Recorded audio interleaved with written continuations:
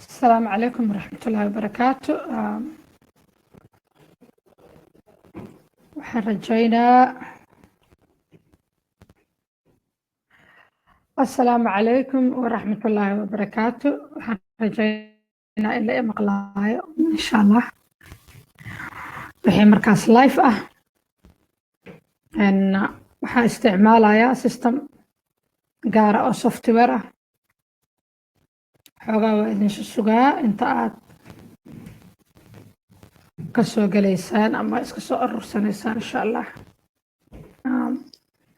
aad baa idin salaamaa. aniga xaggayga waa xilliga xagaagaa lagu jiraa waddankan, xilliga qaboobaha ah. aad baa idin salaamayaa kulligiin walaalahayga wiilal iyo gabdho.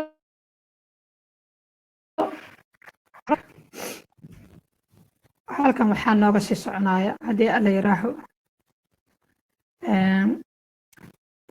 casharadii cilmi nafsiga ku xiriiray oo dumarka u gaarka ahaa. haddaa ay maqlaysaan codkayga,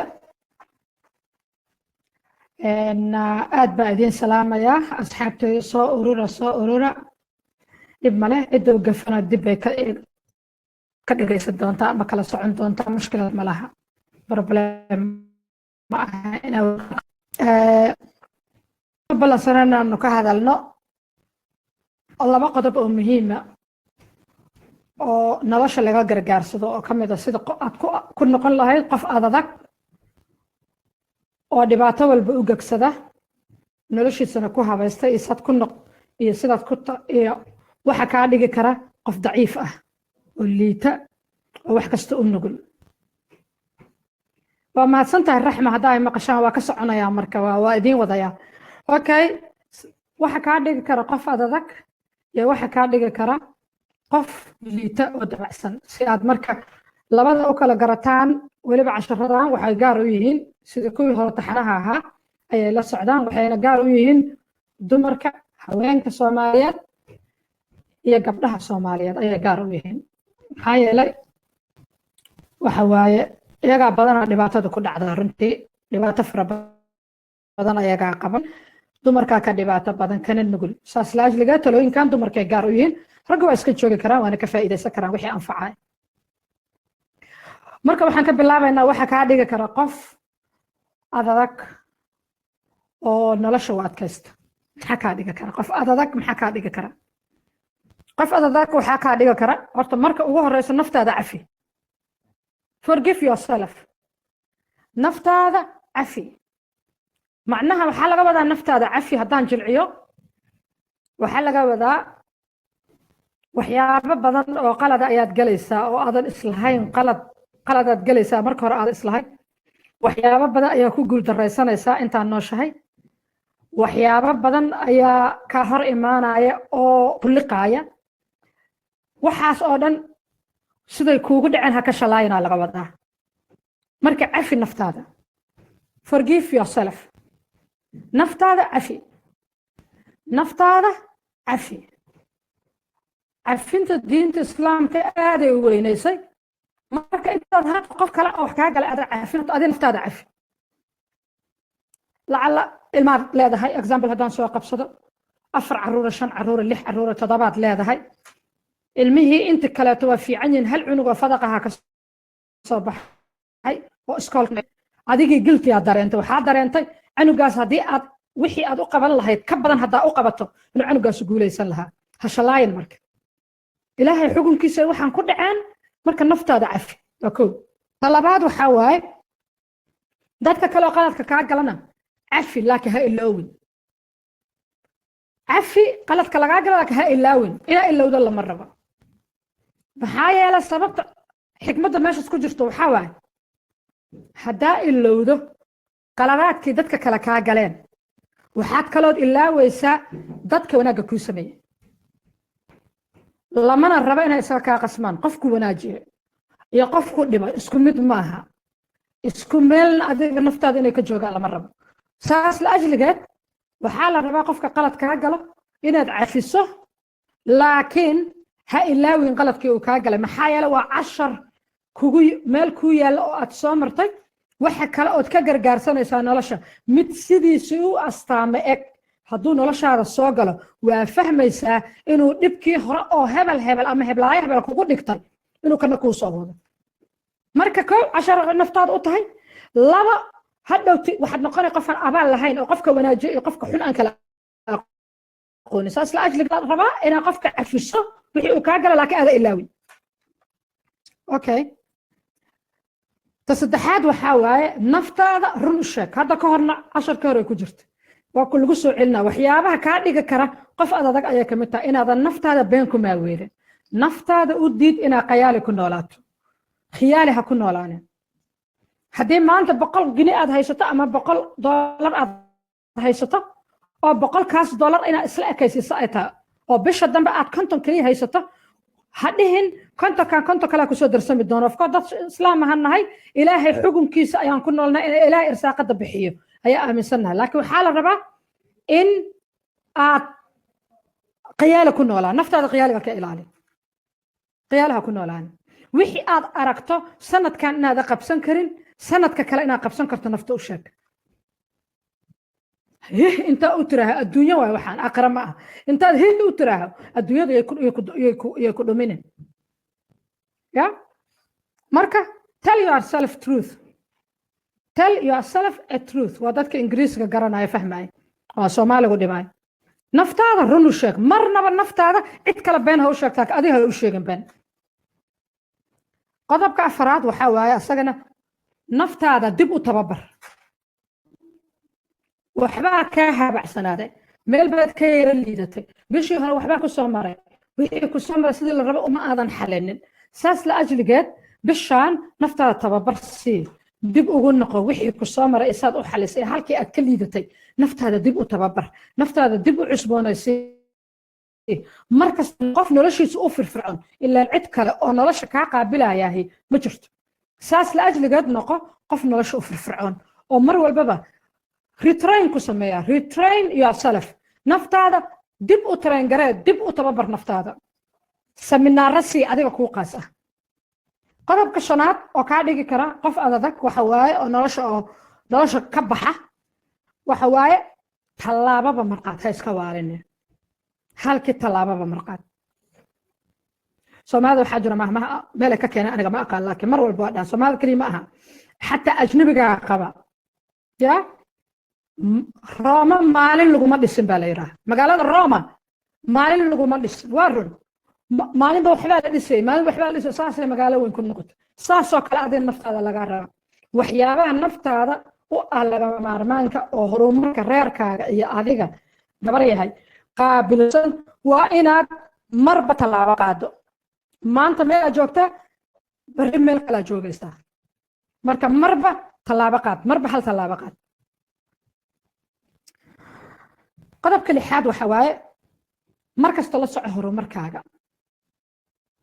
markasta horumarkaaga la soco horumarkaaga waxa horumarkaaga la soconee haddaad horumarkaaga la socon maxaa dhacaya ma garanayo inaan weli qadka ku jiray in kale waxba u malaya inay istaageen horumarkaaga haddaad la socon laakiin iska hadlaya weli waa iska sii soconaya horumarkaaga haddaad la socon maxaa dhacaya horumarkaaga haddaad la socon waxa dhacaya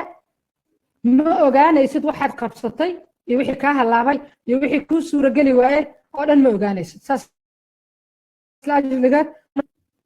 marka af ingiriisi waxaa lagu dhahaa keep track your progress qodobka toddobaad oo ugu dambeeya waxa waaye bara sida maya loo yiraahdo sida wax loo diido bara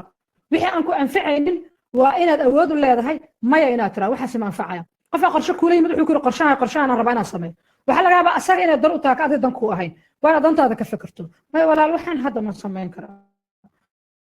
waxaan walaal aniga dana iigu ma jirto waa dhamaatay ya okay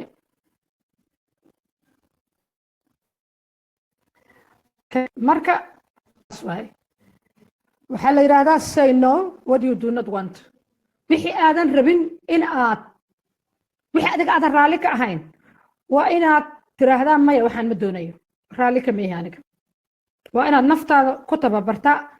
inaad wixii aadan doonaynin maya dhihi kartid okay maxaa kale marka taas halkaasaa kaga baxayaa maxaa qof daciifa kaa dhiga qof liita maxaa kaa dhiga qof liita maxaa kaa dhiga kara hadda waxaad la nooshaa waa bini aadam haddaad u liidato waa kuu dhammaata haddaad u liidato aadanaha waa kuu dhammaata ilaahay unbaa naxariista bixiya aadanuhu waa isku taagsadaa see marka iskaga ilaalin kartaa liidnaanta marka ugu horeysa wax aadan qaban karin oo aadan samayn karin hadhiin waa samayn karaa waa waxyaabaha liidashada keena waay wax aan tabartaada ahayn ha ballan qaadinaa laga wadaa example fiicana halkaan usoo qabsanaa example fiicana halkaan usoo qabsanaa gabar weyn iyo gabara iyo mid garooba iyo mid kale iyo mid guurka ku cusub yahay intaba markay isku dayaan inay rag la sheekaystaan oo la haasaawaan raggaasi ballan badan bay qaadayaan qofku wuxuu ku leeyahay waan ku cagaarinaya waan ku gaduudinaya gabadhii buu ku leeyahay baari baan kuu gadaa baabuur baan kuu gadaa kan baan kuu samaynaya kan baan kuu samaynaya kan baan kuu samaynaya wax aan tabartiisa ahayn oonan weligiisna samayn karin ayuu intuu waa samaynayaa yiraaho buu insha allahna raaxada kaaga qaadaya adna qof islaam ahaa tahay oo insha allah ma waa inaad aaminto waa ilaahay hadduu yiraa waa insha allah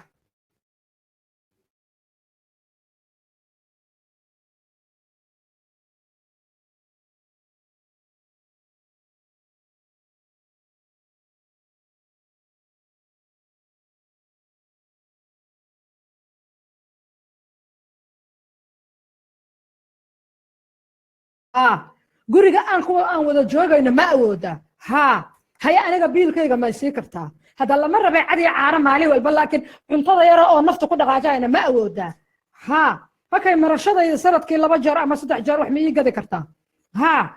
qofka adaan ba xujaynin nolol waa inuu wax u awoodo oo ku ballan qaado adaa kuu soo haray ana naag fiican aniga siiba nimanka naagaha kala qaba ama naagaha soo furay dumarkeena anay runta isu sheegana walaalaana waa inaan run isu sheegno naag kasta waxay iska dhigee naagtoo ninka qaba oo guriga u joogto inay ka fiican tahay ma fiicnid walaasha ma ka fiicnid adiga waa laga yaabaa inaad waxyaaba yarkad ku kala duwan tihiin laakiin isku karaamatiin isku biniaadanatiin ha u ballan qaadan ninkan islaamada marka wax birita aada furin karin ballamadaas maxaa kaloo ka mid ah carruurta ballamada lala galo haya computeran ku soo gadaa haya kanan ku samayna mana loo samaynayo cunugii muxuu dhahaa habartan beellayda ama aabahan beellay ugu weliga xataa carruurta aad dhashaa ka ballan qaaday waxaad awoodan waxyaabaha waxay ka mid tahay weaknesseska oo qofka inuu liito ka mid tahay ama qofka ka dhigayo qof liito wax aan tabartaada ahayn markaa ballan qaado macnaheeda waxaa waaye ما فلين كرتين حتى وقت جاء لجارة لقوا بلن سنة ما فلين يصير مركا محل نقنيسا دبال دقنا أو وحي وبلن قاعد أفلين نقنيسا وحيابها مركا كان اللي ده شد وحيابها كان واحد أوكي طلبات وحاول هكعب سنة إلا جهر يمال do not afraid concentration كهكعب سنة إلا جهر يمال فكر كاجا idea هذا view كاجا أركتد هذا waxa aad aaminsan tahay in qof kale kugu naqdiyo ha ka cabsan ogow ku talagal maalin walba qof baa kugu naqdiyay ama wax sax ah qofka kugu qabsanaya oo ku qaldan tahay oo kugu naqdinaya oo kaaga saxanya ama hebelaa nacabaha iyo heblaaya maba arki karaba wajigoodaba idhibaayaba jiritaankeeda ay dhibay daraadeed ayuu u naqdinaya noloshaada oo dhan saas la ajligeed adigu ha ka baqin in fikradahaaga iyo aragtiyahaaga iyo rabitaankaaga iyo noloshaada in cid kale ay ka hor timaado ha ka cabsan markasta u diyaar garow in laga hor imaanayo haddaan si kale diiraa soomaalida maxay dhahdaa colka digtiin qabnabadu kuma dishay okay marka ha ka baqin in lagaaga hor yimaado ama in lagaa hor yimaado confrontationka ha ka baqin confrontationka ha ka baqin okay tasaddexaad maxaa waaye haddii marka aadan ballamadaada iyo qorshayaashaada aadan ku adkaysanaynin iyadana waxay ka mid tahay liidnaashada waxyaabaha qofka ka dhiga qof liita ayay ka mid tahay lacala balanaan kula galay balanta ka soo baxa ilmahaaga yarkaa balan la gashay hooya halkaasaan ku wadaa maalinta jumcaha beertaasaanu tegaynaa halkaasaanu tegaynaa وأنا بلانت كسب بحدا محل قفك قال له هرشك وحكمي مجرو أنا بلانكش بلان هداك شو استكون نقط قرشها دا سميسته بلانكaaga ka soo bax in wadku ku diiday waayo maaha inta xanuunsato isbitaal lagu dhigo ama waxyaabo emergency kugu yimaadaan maaha sida kale balankaaga waxa ku hay ceeb maaha qofka hadduu inta balankaa qaado balan kula galo xataa kula xisaabtan waxay ka mid tahay qorshihii aad isku ogeydeen aduu kama bixin qofka qorshihii isku ogeydeen soo maaha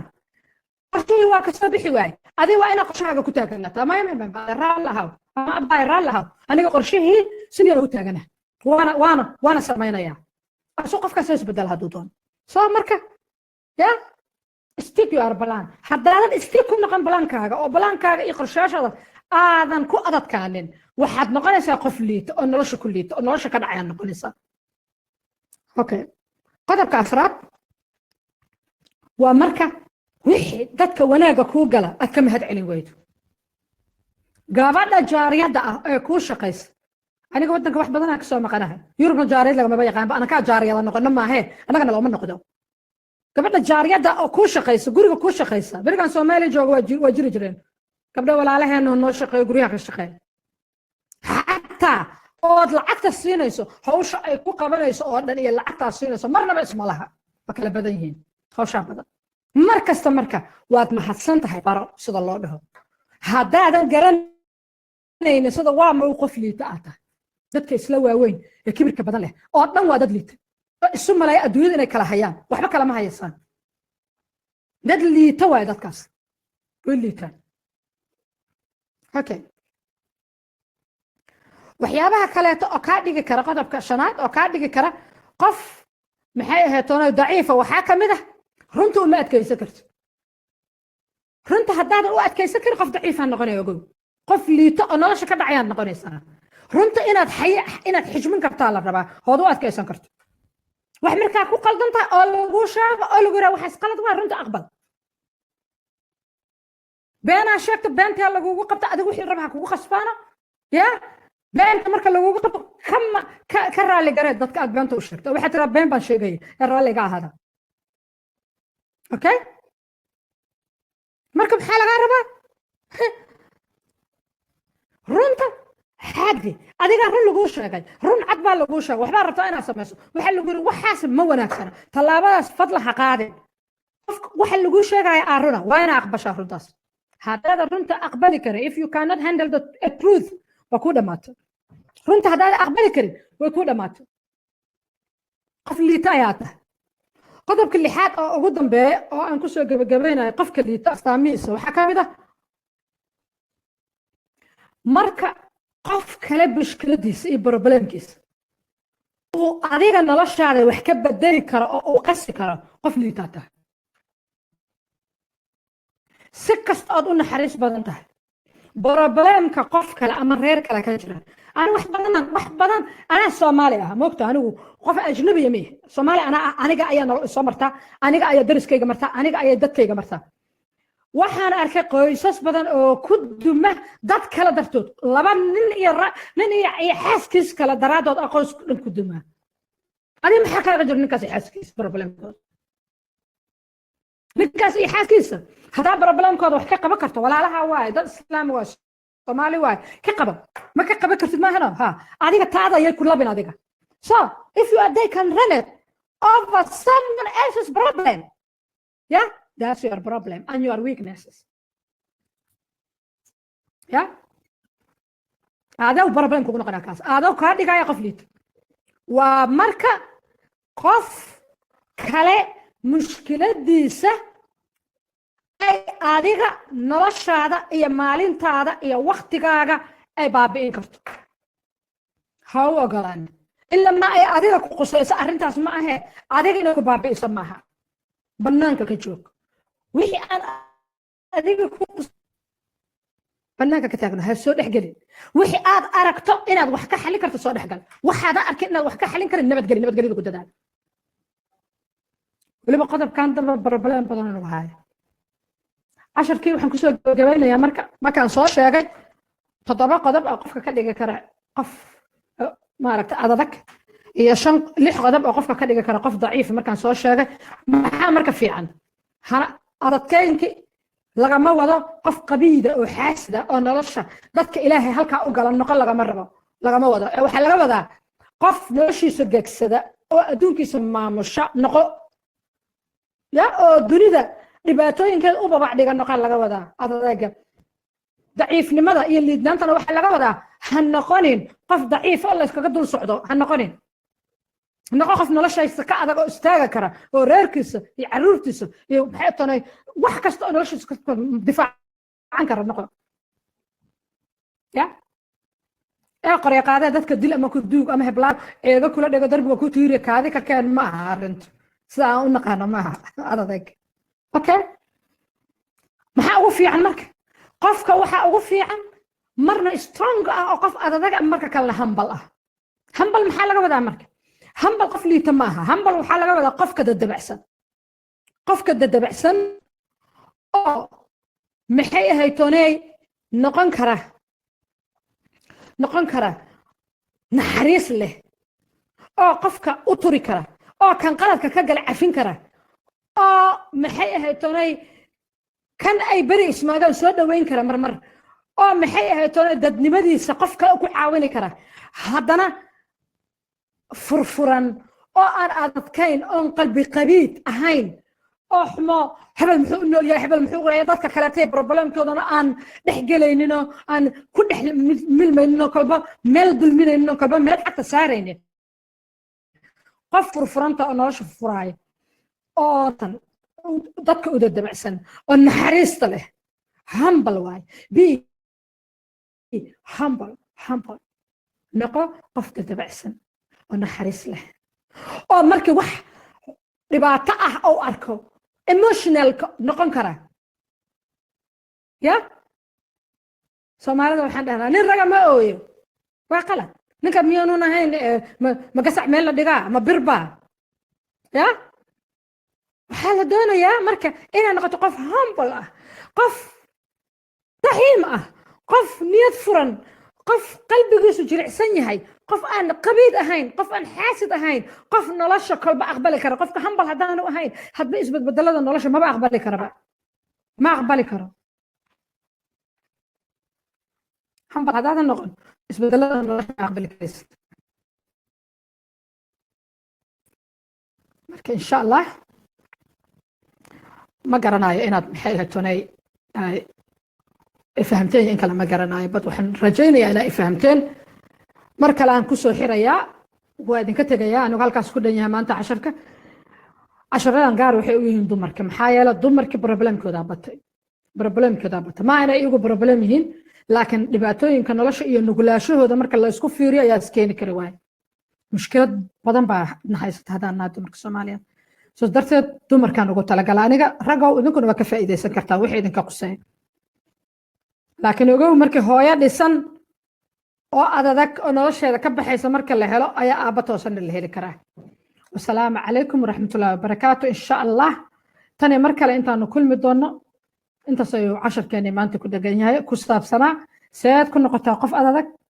maxaase kaa dhigi kara qof jilcan oo dabacsan oo daciif ah seese ku noqon kartaa qof furfuran wasalaamu calaykum waraxmatullaahi wabarakaatu